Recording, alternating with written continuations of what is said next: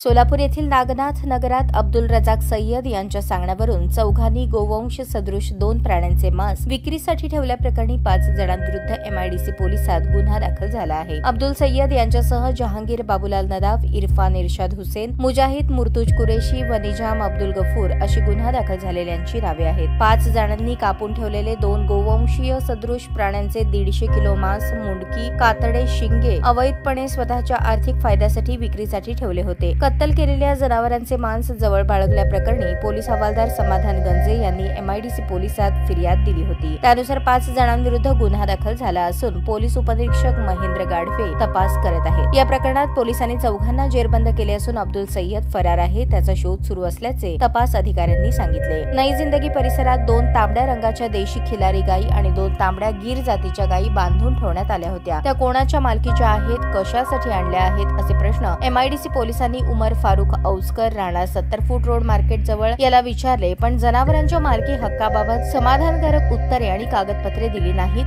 उडवाउडवीची उत्तरे दिली। गोवंशीय जनावरे आणून त्यांच्या सुरक्षिततेची कोणतीही काळजी न घेता त्यांना त्रास होईल अशा अवस्थेत अत्यंत क्रूरपणे निर्दयतेने कत्तलीच्या उद्देशाने बांधून ठेवल्याप्रकरणी उमर औस्कर विरुद्ध गुन्हा दाखल करण्यात आला आहे। पोलीस हवालदार चव्हाण तपास करत आहेत। ताज्या बातम्या पाहण्यासाठी प्राईम महाराष्ट्र न्यूज चॅनलला सबस्क्राईब करा।